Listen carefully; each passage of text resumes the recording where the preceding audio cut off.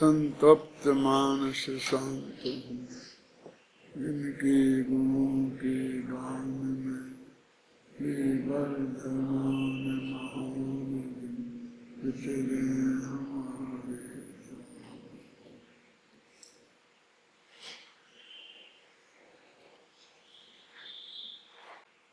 पूर्वचनुसार ज्ञान तत्व प्रज्ञापन ज्ञानाधिकार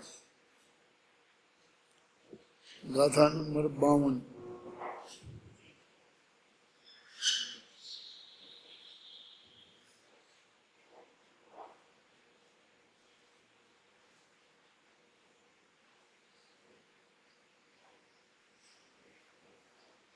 ये अंतिम गाथा है इस अधिकार की, ज्ञानाधिकार की। और इस गाथा में पूरे ज्ञानाधिकार में जो बात कही है उसी को एक दफे दोहरा दिया है। और टीका में भी इसीलिए उनने वही 2 गाथाएं दी हैं पीछे की, जो उन्होंने बात कही थी उसी को दोहराने के लिए 2 गाथाएं दी हैं। अभी अपन पढ़ेंगे। एक तो इसमें ज्ञप्ति क्रिया आई थी, एक ज्ञेयार्थ परिणमन रूप क्रिया। ज्ञप्ति क्रिया तो अनंत भगवान के होती है और उसमें बंध नहीं होता है, और ज्ञेयार्थ परिणमन रूप क्रिया क्षयोपशम ज्ञान वालों के होती है और उनके बंध होता है। 2 चीजें बिल्कुल अलग अलग हैं।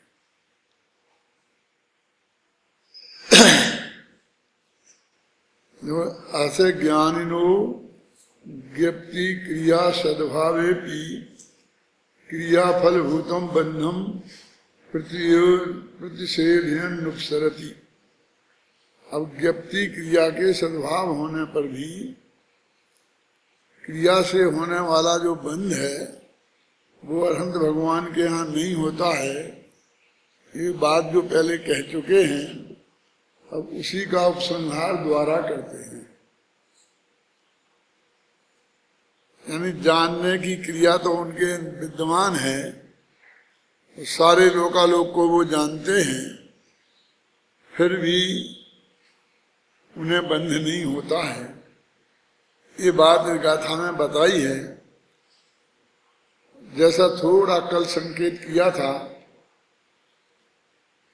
कि हम जब भेद विज्ञान की चर्चा करते रहे हैं पीछे समय से, समय सार में भी, तो पर में एकत्व, ममत्व और कर्तृत्व और भोक्तृत्व का निषेध करते रहे।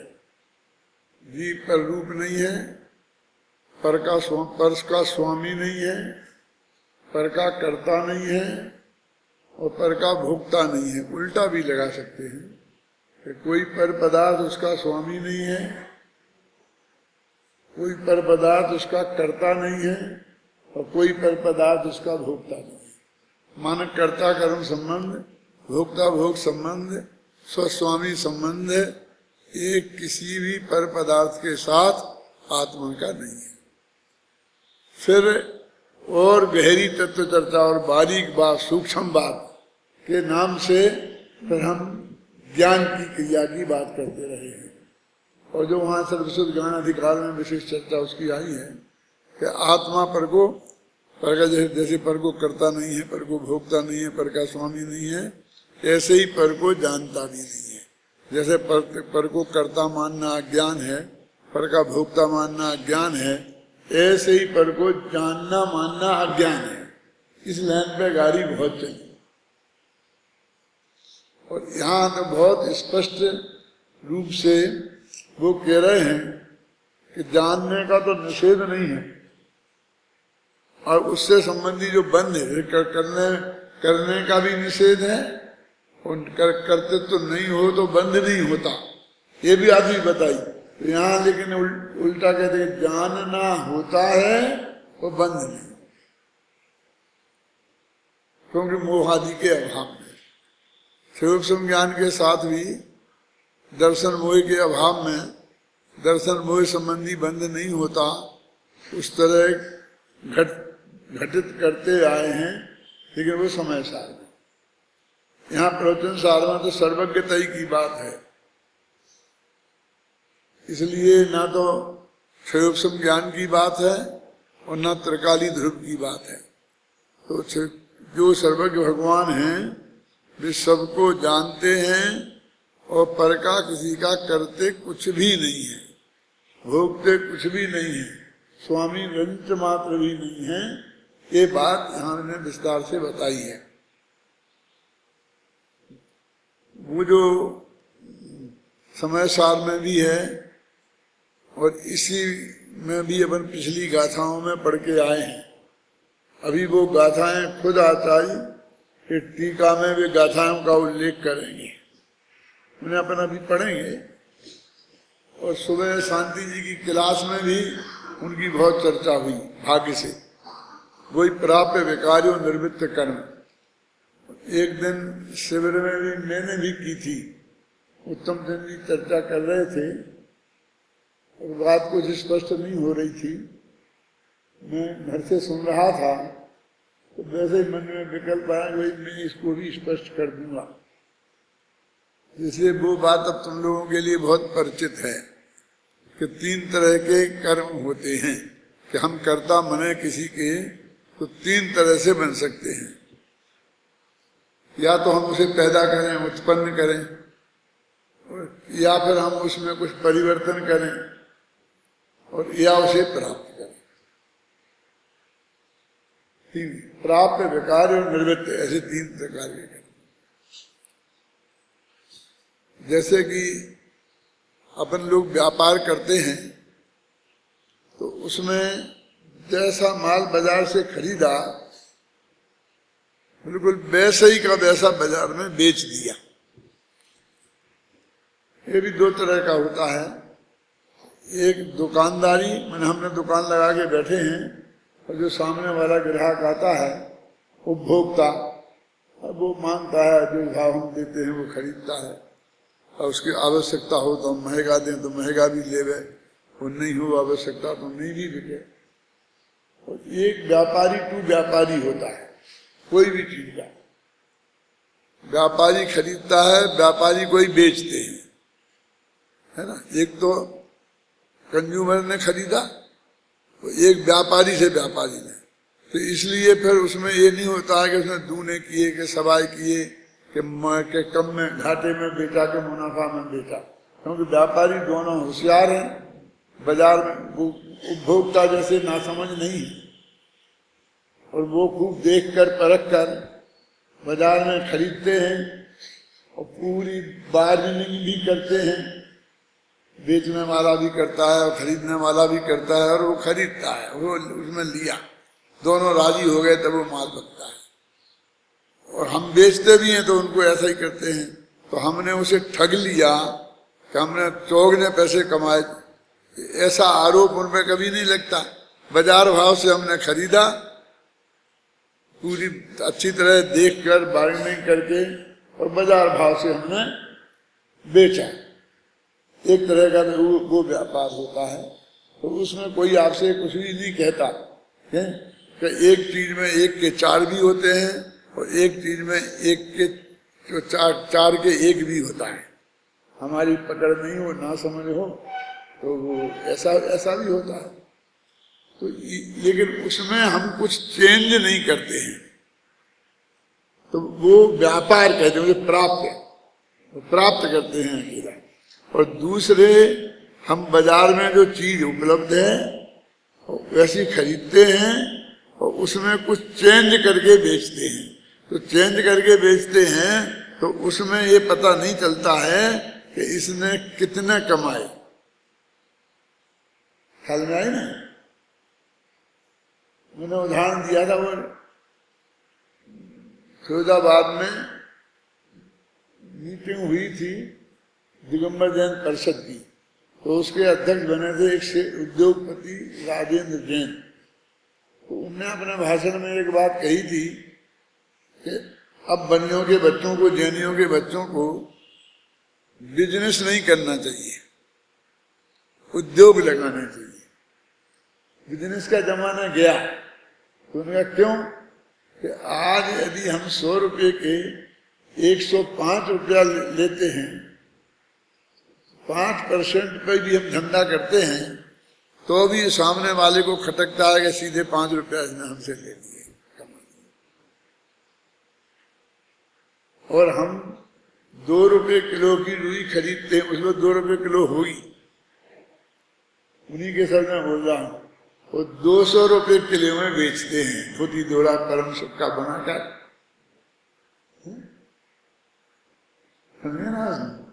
माने इसमें 100 गुणे होते हैं, तो भी कोई आदमी ये नहीं कहता है कि इसने लूटा है, कि ये किया, कि ये किया। व्यापारी का एकदम पकड़ में आता है। इसलिए आप उद्योग करो, ऐसा उन्हें शिक्षा नवयुवकों को जो दी थी।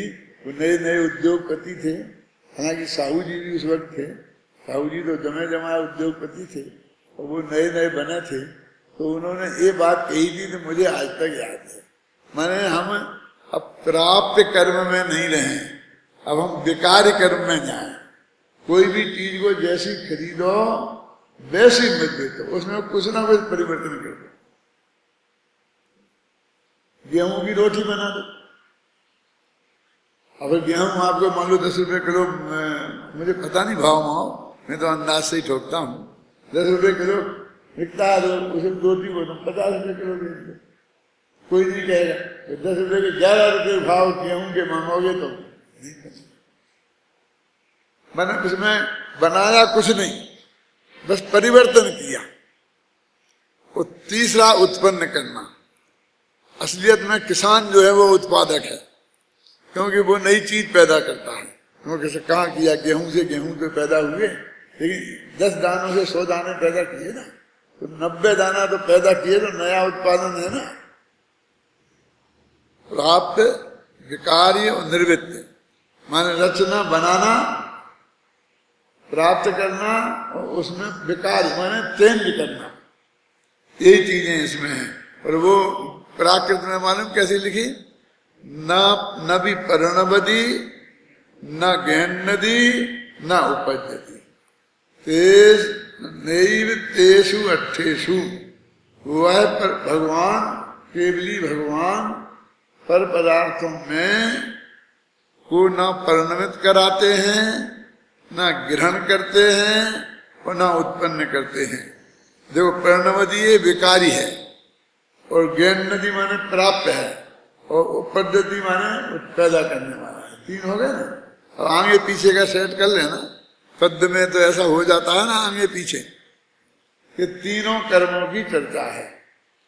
न भी परिणमदी, न ज्ञान नदी, न उपद्रति, नैव तेषु अट्ठेषु। उन पदार्थों में, अनंत भगवान उन पदार्थों में इन 3 प्रकार की क्रियाओं में से कोई भी क्रिया नहीं करते, तो फिर वे उनके कर्ता कैसे होंगे?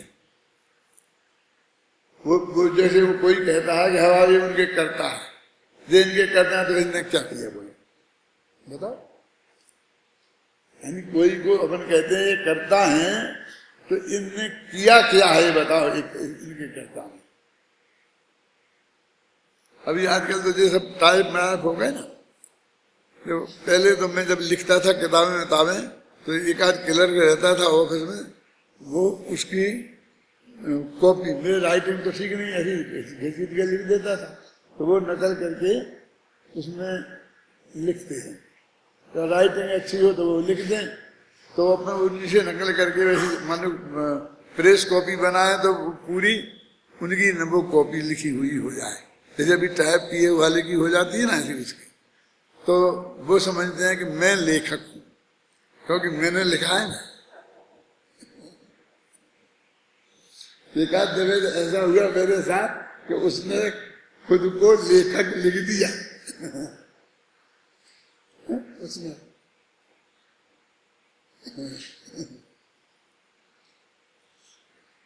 तो उसे बताया कि भाई इसको लेखक नहीं बोलते हैं। वो कहे मैंने लिखा है ना, तो कह तुम कैसे लेखक हो? उनको पहले लिपिकार बोलते थे। ये जो शास्त्र लिखे टोडरमल जी ने मुख्य मार्ग पाकर ऐसा लिखा ना, और गोमर साहब की टीका यहाँ बनाई थी, तो उसकी 100 कॉपियां लिखवा कर और वो गांव-गांव भिजवाई थी। जैसे आजकल अपन लोग करते हैं 25,000 छपाइयां यहाँ पहुंच रही, भोपाल में बट रही, ये कर रही, अपन लोग प्रयत्न करते हैं ना। ऐसा उस जमाने में भी टोडरमल जी के साथी थे, रतनचंद जी दीवान और बालचंद जी छाबड़ा दीवान खास थे, और भी लोग थे, वो वही सब काम करते थे, भीमताई राजमल जी वगैरह। तो वगैरह इतने लेखक रखे हैं, लिपिकार रखे हैं, और वे दिन रात शास्त्र लिखते रहते हैं। वो लिखवा लिए, प्रतियां बनवाई, फिर भेज दी, फिर बनवाई, फिर भेज दी। अब उनका सिस्टम रहता था, क्या 32 अक्षर का एक श्लोक माना जाता था। और कितने श्लोक लिखेंगे वो, तो उनको क्या पैसा मिलेगा? मानो 100 श्लोक लिखेंगे तो उन्हें 1 रुपया मिलेगा। मानो भाव मुझे पक्का पता नहीं है, उन्हें रेट ऐसे नक्की होता था। मैंने पेज के हिसाब से नक्की नहीं होता था, तो उनकी मेहनत कैसे नक्की हो। तो वो इतने श्लोक लिखें, तो अब चाहे वो मंदाक्रांता हो, चाहे शार्दूल विकलित हो, लेकिन वो सबको श्लोक बोलते थे। श्लोक होता है 32 अक्षर का, है ना। इतने श्लोक प्रमाण, तो मोक्ष मार्ग प्रकाशक कितना है कि 20,000 श्लोक प्रमाण। लेकिन हमने गिन के देखा तो वो 10,000 श्लोक प्रमाण है। तो हमने कहा लिखा तो 20,000 श्लोक प्रमाण है, ऐसा लगा पुराना लिखा मिला था। तो इसका मतलब है कि इतना ही मोक्ष मार्ग प्रकाशक और होगा जो हमें मिल नहीं रहा है, और इसलिए हमने उसको बहुत खोज की उस आधार पर। तो उनको भी लेखक बोलते थे मेरे कहने का। तो मानी वो पूछते हैं कि अनंत भगवान यदि जगत के कर्ता हैं तो उनने जगत का क्या किया? जैनियों ने उनसे पूछा ना, ईश्वरवादियों ने, ईश्वर ने दुनिया बनाई तो क्या बनाई? पहले सामग्री थी और उसमें से बनाई, माने मिट्टी तो थी और फिर घड़ा बनाया, सोना तो था फिर गहना बनाया, तो ये कौन सा कर्म हुआ बोलो? हैं? विकार्य कर्म हुआ, मतलब समझे ना कि वो चेंज किया। अनाज तो क्या बोलते, मिट्टी तो थी और घड़ा बनाया। दुनिया में सामग्री तो थी और उन्हें रचना कर दी कि सामग्री ही नहीं थी और उन्हें घड़ा बनाया। फू, ऐसा जादू मंत्र पड़ा और हाथ में एक घड़ा आ गया। जादूगर ऐसा करके दिखाता था, बनता था कि नहीं बनता था। यानी मैंने ये चीज जो नहीं थी वो कोई चीज से नहीं बनाई, और एक अकेले बस मैंने उपलब्धि की। उपलब्धि की वो भी एक कर्म है। तो ये व्यापारी हैं, ये सब उपलब्धि किए वाले कर्म वाले हैं, ये प्राप्त कर्म वाले हैं। उद्योगपति हैं, ये विकारी कर्म वाले हैं, और किसान हैं, ये उत्पादक काम करने वाले हैं। मतलब ये 3 उदाहरण बहुत अच्छे हैं इस विषय को समझाने के लिए। यदि भाग्य से तुम कभी समय साथ पढ़ाने का, प्रवचन साथ पढ़ाने का मौका मिला तुम्हें, तो तुम्हें भी ये पढ़ा काम आएंगे। तो मौका मिल रहे, ऐसा अंदर में तमन्ना होना चाहिए। अब आप सोच नहीं सकते हैं, लेकिन मेरे को याद आता है तुम्हें कि जब मैं निकला था पढ़ के शास्त्री होके, तो मुझे सब विषय पढ़ाने का शौक था कि मैं अष्टश्री भी पढ़ाऊं, फिर मैं कमल मार्तंड भी पढ़ाऊं, मैं लक्ष्य सिद्धांत कौमुदी भी पढ़ाऊं। और विद्यार्थी तो कोई मिलते नहीं थे। एक मिडिल स्कूल में हेड मास्टर हो गया, और मिडिल स्कूल में पढ़ने वाले लड़के ये चीजें क्या पढ़ सकते थे, और उनके ना कोर्स में नहीं कुछ नहीं। तो भी मैंने उन्हें द्रव्य संग्रह पढ़ाई थी। तो जीव समास 1 प्रकार के, 2 प्रकार के, 3 प्रकार के, 11 प्रकार के, 14 प्रकार के, फिर 19 प्रकार के, ऐसे सब पढ़ाए थे। मैंने उस तरह के पढ़ाने का था। उतने उच्च कोटि के विद्यार्थी मिलते नहीं थे। फिर मैं जब अशोकनगर में आ गया तो वहां तो बस पाठशाला थी, एक गांव पाठशाला होती है, और उसमें मेरी उम्र के ही लोग पढ़ने आते थे। जैसे अपने बाबूजी थे ना, वो भी एक मेरे विद्यार्थी थे। ऐसे लोग वहां पढ़ने आते थे, तो उन्हें मैंने लघु सिद्धांत कौमुदी पढ़ाना शुरू किया। उन्हें मैंने न्यायदीप का पढ़ाई, परीक्षा में पढ़ाया। मैंने पढ़ाने का इतना शौक था कि कोई मिल जाए और वो पढ़ने को तैयार हो तो मैं रात भर पढ़ाने के लिए तैयार हूं। मैं नहीं थकूंगा, मैं नहीं कहूंगा कि तू जा। वो ही कहेगा मुझे तो नींद आ रही है, मैं जा रहा हूं, तो जा। मतलब विद्या का व्यसन ऐसा होना चाहिए, तब उच्च कोटि का विद्वान बनता है कोई भी आदमी। वो अपना अपने गोधा को है ना, मतलब 2-3 जगह तो प्रवचन करता है, 2-3 तुम्हारी क्लासें लेता है, फिर नौ कितना कितना काम करता है, विद्या विज्ञान जनपद भी देखता है ना, फिर किताबें भी लिखता है, पढ़ाई भी करता है, PhD भी है। कोई तुम्हें ऐसा व्यसन? कुछ ही जीव ऐसे होते हैं। देखो मैं ऐसे साधारण तरह में किसी की प्रशंसा नहीं करता, जब उसमें कोई अद्भुत चीज होती है मैं देखता हूं तो मैं प्रभावित होता हूं, तब भी मैं किसी की बात करता हूं, है ना। मेरे से प्रशंसा पाना इतना आसान नहीं है,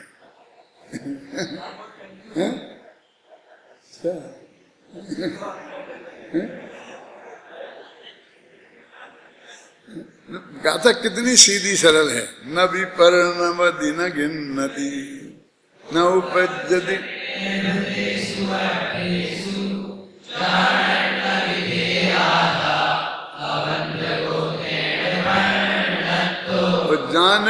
जानता जरूर है, ना उत्पन्न होता है, ना उस रूप उत्पन्न होता है, ना करता है, न विकार करता है, ना प्राप्त करता है, सिर्फ जानता है। कौन? सर्वज्ञ भगवान, अतीन्द्रिय ज्ञान वाले। उनसे क्या करते हैं? ये तीनों कार्य नहीं करते हैं और सिर्फ जानते हैं, और जानते हैं फिर भी अबंध को उनके बंध नहीं होता। बस नीचे टीका में ये बताएंगे कि उसके मोह राग द्वेष नहीं है, इसलिए बंध नहीं होता, क्योंकि बंध का कारण तो मोह राग द्वेष है। ये पीछे सब बात बता के आए हैं। देखो अब पद्यानुवाद पढ़ो जरा।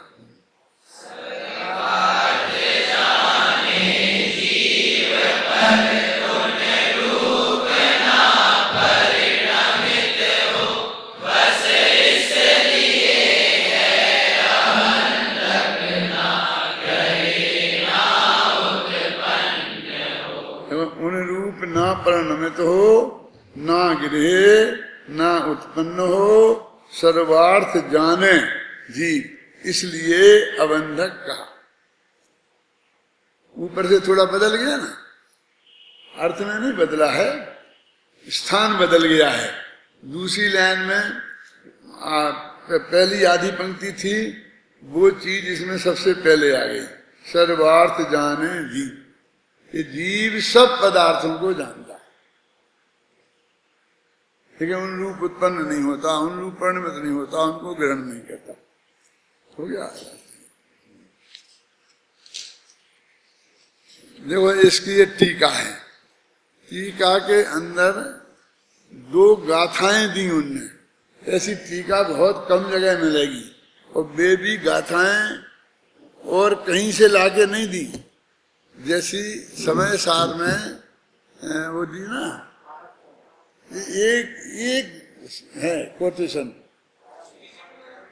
बोलो। हाँ, जय जिनमयम पव जय, एक, लेकिन वो कोई दूसरे आगम का है कहीं से, जो उनने कोटेशन के रूप में दिया है। लेकिन इसमें तो बिल्कुल अभी अभी आई थी, अभी अभी मतलब हाथ नहीं सूखे हैं, स्याही नहीं सूखी है, वो वही गाथाएं दी पीछे वाली, उन संदर्भ को मिलाने के लिए। देखो पढ़ते हैं पहले। यहाँ आचार्य अमरचंद्र ज्ञानाधिकार के उपसंहार की इस गाथा के भाव को तत्वदीपिका की टीका में इस प्रकार स्पष्ट करते हैं। अब जो ऐसी टीका शुरू होती है, यहाँ जिनवर कहें उसके नियम से उदयगत कर्मांश हैं, वह राग देश विमोह बस नित बंध का अनुभव करे। 43वीं गाथा है, ऊपर लिखी प्राकृत में टीका में। उदय गता अगम मनसा जनवर बस हे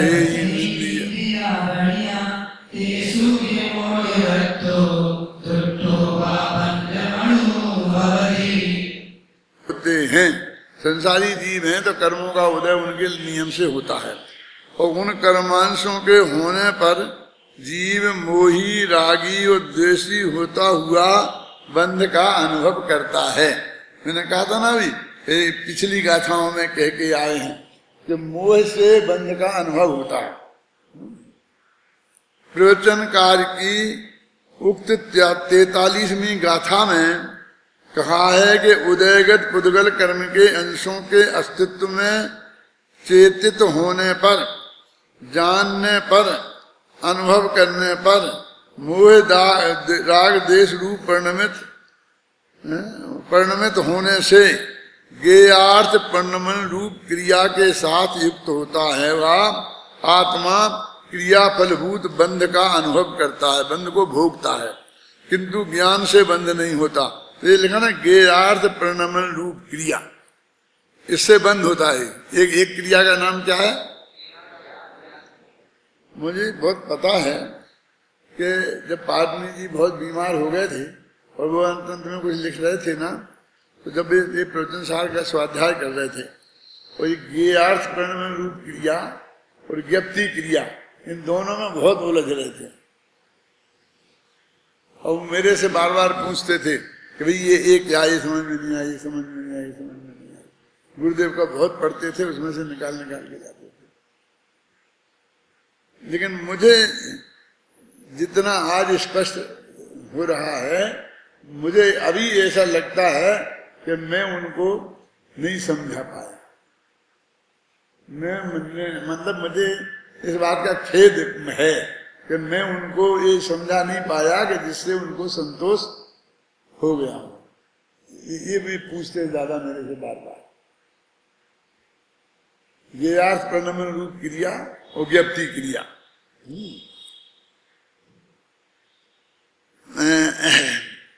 अब इस प्रकार प्रथम ही अर्थ परिणमन क्रिया, एक ज्ञेयार्थ परिणमन क्रिया है ना, तो ज्ञेय छोड़ दिया और अर्थ परिणमन किया। अब हमको लगता है ये अलग है, वो अलग है, वो ही है, उसको इन्होंने ज्ञेय छोड़ दिया। ज्ञेयार्थ परिणमन क्रिया, ज्ञेय रूप पदार्थों के लक्ष्य से जो परिणमन होता है उसका नाम मोह राग दोष होते हैं। पर के लक्ष्य से जो परिणमन हुआ, मान जो मोह राग देश हुए, वे बंध के कारण हैं। लेकिन केवली भगवान की जो व्यक्ति क्रिया माने जानने रूप क्रिया है, वो ज्ञेय के लक्ष्य से नहीं होती। और वो आता ना सिद्धांत, ज्ञेय से ज्ञान नहीं होता, ज्ञान के अनुसार ज्ञेय जाना जाता है। ये सुना कभी? पहले कहा अपने खेमचंद भाई थे और वो प्रवचन करने जाते थे, तो प्रवचन सार के इन्हीं प्रकरणों के आधार पर ये बात वहाँ सोनगढ़ में चलती होगी, बहुत चर्चा, तो वे वहाँ ये बोलते थे। मैंने देखा गुनाह की भरी सभा में रात्रि को प्रवचन होता, उनको जैन जनता बैठी और वो ये समझा रहे थे क्या, ज्ञेय से ज्ञान नहीं होता, ज्ञान के अनुसार ज्ञेय जाना जाता है। और इसको उदाहरण दे दे के समझाते थे और बार बार ये कहते थे कि ये सिद्धांत है, ये सिद्धांत है जैन धर्म का। अब वो तो बिल्कुल न्याय शास्त्र की बात है। बौद्ध लोग कहते हैं ज्ञेय से ज्ञान होता है, ज्ञेय के आकार ज्ञान होता है और ज्ञेय को जानने वाला ज्ञान होता है। और जैन कहते हैं ना ज्ञेय से ज्ञान होता है, ना ज्ञेयाकार ज्ञान होता है और ना ज्ञेय को जानने वाला ज्ञान होता है। अब ये बातें बौद्ध की सीधी सच्ची लगती है और अपनी जैनियों की गलत लगती है। फिर जब गहराई में जाओ तो वो सच्ची न्याय शास्त्र की सच्ची और अध्यात्म का कितना गहरा उसमें से अर्थ निकलता है ना। देखो एक तो बात हो गई कौन, ज्ञेयार्थ परिणमन क्रिया हुई, उससे बंध होता है। अब दूसरी, इस प्रकार अर्थ परिणमन रूप क्रिया के फल रूप से बंध का समर्थन किया गया। अर्थ क्रिया माने ज्ञेयार्थ क्रिया। अब दूसरी अब बात, एक पॉइंट निकल गया कि केवली भगवान पर न ग्रह छोड़े पर्ण में चहुं ओर से संपूर्णता निरवशेष वे सब जानते। ये तो वही लगती है जो अभी अभी पढ़ी अपन ने कहा था, क्यों 52 32वीं है, ये 32वीं गाथा है, निकल गई इसमें पीछे। केवली भगवान पर पदार्थों को ग्रहण नहीं करते, छोड़ते नहीं है और पर रूप परिणमित नहीं होते, वे तो निरवशेष रूप से सब पदार्थों को सब ओर से देखते जानते हैं। बिल्कुल ये भाषा बिल्कुल यही ऊपर अभी की गाथा में भी यही बात है ना। तो यहाँ भी मैंने अपन ने वो समझाए थे, प्राप्त विकार और निर्वृत्ति की चर्चा की थी, है ना? क्या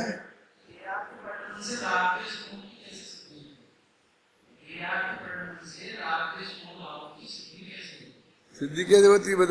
ये के लक्ष्य से जो ज्ञान होता है वो उसका होता है क्षयोपम ज्ञान वाले का, क्षयोपम ज्ञान वाले का ये देखा फिर ये देखा फिर ये देखा, ये लक्ष्य से। और जब केवल ज्ञान होता है ना तो उनको ऐसा नहीं ये देखा नहीं, बल्कि अपने में मग्न है, अपने आत्मा को देखते हैं, वो सारी दुनिया दिख जाती है। इसलिए ये ज्ञेयार्थ परिणमन है। तो जिनके ज्ञेयार्थ परिणमन है वे राग देश से युक्त होते हैं। ज्ञेयार्थ के परिणमन के कारण राग देश होते ये नहीं बता रहे। वो जो 3 गाथाएं है ना कि जगन अंश बंध का कारण है, क्योंकि ज्ञान का जगन ज्ञान बंध का कारण है। क्या बात करते हो? ज्ञान बंध का कारण है कि ज्ञान का जघन्य परिणमन बंध का कारण है। कि जघन्य परिणमन बंध का कारण है कि जब ज्ञान का जघन्य परिणमन होता है तो उसके साथ राग अवश्य होता है, तो वो राग बंध का कारण है। इसलिए यहाँ उस राग के साथ रहने वाले ज्ञान को भी बंध का कारण कह दिया। याद आया? वही वैसा ही है ये, समझिए ना? ये अर्थ परिणमन रूप दिया उनका मतलब उससे कोई मतलब गे के लक्ष्य से जो परिणमन होता है वो राग देश से सहित ही होता है ना? जघन्य परिणमन ज्ञान का होगा तो वहां मोह राग देश होगा ही। वो जघन्य परिणमन के कारण मोह राग देश नहीं होता है, लेकिन उसका अविनाभाव संबंध है ना? उक्त इसी प्रकार प्रवचन सार की 32वीं गाथा में शुद्धात्मा के अर्थ परिणमनादि क्रियाओं का अभाव बताया गया है। इसलिए जो आत्मा पर पदार्थ रूप से परिणमित नहीं होता, उन्हें ग्रहण नहीं करता, उन रूप उत्पन्न नहीं होता, उस आत्मा के ज्ञप्ति क्रिया का सद्भाव होने से, माने जानने रूप क्रिया तो होती है, क्रिया फलभूत बंध सिद्ध नहीं होता। अपने ऐसा बोलते हैं ना थे, ज्ञान ज्ञाता ज्ञेय और ज्ञप्ति, प्रमाण प्रमाता प्रमेय और प्रमिति। तो उसे बोलते प्रमाण, प्रमिति माने प्रमाण का फल, वहां ज्ञप्ति माने ज्ञान का फल।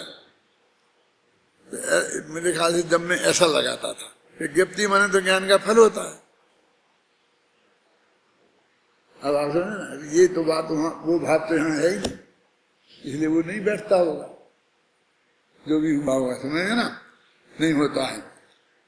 ये हो गया ना पूरा, मतलब पूरी गाथा की जो टीका है अमरचंद्र की, वो इन 2 गाथाओं का कोटेशन देके इनडायरेक्ट वे उन्होंने ये बता दिया कि जो चर्चा हमने पीछे की थी कि ज्ञप्ति क्रिया से बंध नहीं होता है और ज्ञेयार्थ परिणमन क्रिया से बंध होता है, क्योंकि ज्ञेयार्थ परिणमन रूप क्रिया के साथ में मोह राग देश गारंटी से होते हैं और ज्ञप्ति क्रिया के साथ में मोह रोग गारंटी से नहीं होते हैं। ये निष्कर्ष है, मतलब बहुत स्पष्ट हो गया। अब आगे इसमें और समझाने की कोई गुंजाइश नहीं है। आचार्य जयसेन तात्पर्य वृत्ति में इस गाथा का भाव तत्व प्रदीपिका के समान ही निरूपित करते हुए अंत में सुसंवेदन ज्ञान की प्रेरणा देते हुए लिखते हैं, रागादि रहित ज्ञान बंध का कारण नहीं है, ऐसा जानकर रागादि रहित निर्विकार संवेदन ज्ञान की भावना करनी चाहिए। बस ये तो उपदेश दिया उनने। वो कहते ये बार बार नक्की हो गया ना, तो रागादि से सहित ज्ञान है वो बंध का कारण है, माने रागादि बंध के कारण है, इसलिए उस ज्ञान को भी बंध का कारण कहते हैं। और रागादि रहित ज्ञान है वो बंध का कारण नहीं है, इसलिए हमको सुसंवेदन ज्ञान का प्रयत्न करना चाहिए, क्योंकि उससे रागादि रहित ज्ञान पैदा होगा। पानी रागादि रहित ज्ञान है वो, अपेक्षाकृत उसकी तरफ मुंह करने वाला है ना। वस्तुतः इस गाथा में संपूर्ण ज्ञानाधिकार में प्रतिपादित विषय वस्तु का ही उपसंहार है, नया प्रमेय कुछ भी नहीं है। संपूर्ण कथन का निष्कर्ष यह है कि केवली भगवान ज्ञान को ही ग्रहण करते हैं, ज्ञान रूप ही परिणमित होते हैं और ज्ञान रूप से ही उत्पन्न होते हैं। इस प्रकार केवली भगवान के प्राप्त विकार्य और निवृत्त तीनों कर्म ज्ञान ही हैं, ज्ञान रूप ही हैं। इस प्रकार हम देखते हैं कि ज्ञान ही केवली भगवान का कर्म है और ज्ञप्ति ही केवली भगवान की क्रिया है। वो तीनों प्रकार के कर्म और क्रिया सब ज्ञान ही ज्ञान में है। मान केवली भगवान का जो कुछ है वो सब ज्ञान में ही है। कर्ता कर्म क्रिया सब ज्ञान में ही है, क्रिया भी है ना। ज्ञप्ति क्रिया बंध का कारण नहीं है, अपितु ज्ञेयार्थ प्रणोन रूप क्रिया अर्थात ज्ञेय पदार्थों के सन्मुख वृत्ति होना ही बंध का कारण है। केवल भगवान के ज्ञप्ति क्रिया होने पर भी ज्ञेयार्थ प्रणोन रूप क्रिया नहीं है, इस कारण उन्हें बंध नहीं होता। इस प्रकार उक्त गाथा और उसकी टीका में मात्र इतना ही कहा गया है कि वीतराग भाव पूर्वक सहज भाव से होने वाला पर पदार्थों का ज्ञान बंध का कारण नहीं है, क्योंकि स्वपर को जानना तो आत्मा का सहज स्वभाव है। अतः किसी को भी जानना बंध का कारण कैसे हो सकता है। माने उसमें वो जो पर को जानना हुआ ना, वो बंध का कारण नहीं है। वो पर के लक्ष्य पूर्वक जो पर को जानना हुआ वो बंध का कारण है। वस्तुतः बंध का कारण तो राग भाव है। इस कारण ज्ञेयार्थ प्रणोन रूप क्रिया के कर्ता रागी द्वेषी मोही जीव बंध को प्राप्त होते हैं, किंतु जिन वीतरागी भगवंतों के ज्ञान में वीतराग भाव से सहज जानना होता रहता है, उनका वह ज्ञान बंध का कारण नहीं है। यही कारण है कि केवली भगवान को बंध नहीं होता। इस अधिकार के अंत में तत्वदीप का टीका में आचार्य अमरचंद एक महत्वपूर्ण काव्य लिखते हैं। एक कलश है और अंत में एक गाथा है जो जयसेनाचार्य की टीका में है, इसमें नहीं है। और वो गाथा सिर्फ मंगलाचरण की गाथा है। तो अंत में, अधिकार के अंत में तो आपने पढ़ा होगा, उसमें लिखा आदौ मध्य बसाने च मंगलम भासितम बुधई। कहाँ है? पढ़ा ना तुम लोगों ने? कहाँ का बोल रहा हूं मैं? तो याद आप परीक्षा प्रमेय रत्नमाला के उसमें ही है। आदौ माने शुरू में और मध्य में और अवसान में तीन जगह मंगलाचरण किया जा सकता है। इसका अर्थ ये हो गया कि कहीं भी मंगलाचरण किया जा सकता है। और इसका भरपूर लाभ परम परमलधारी देव ने, जो उनकी टीका है नियम सार की, उठाई। कहीं नहीं, वो बिल्कुल बीच में, कुछ नहीं मतलब है। अवश्य नेमिनाथ भगवान को नमस्कार, ऐसे फलाने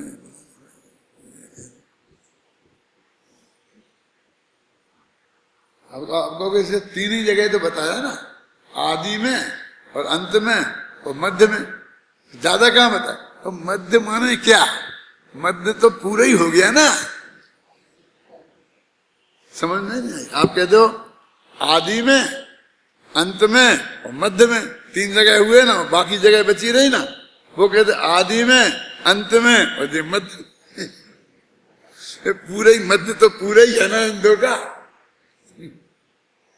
माने कभी भी मंगलाचरण हो सकता है।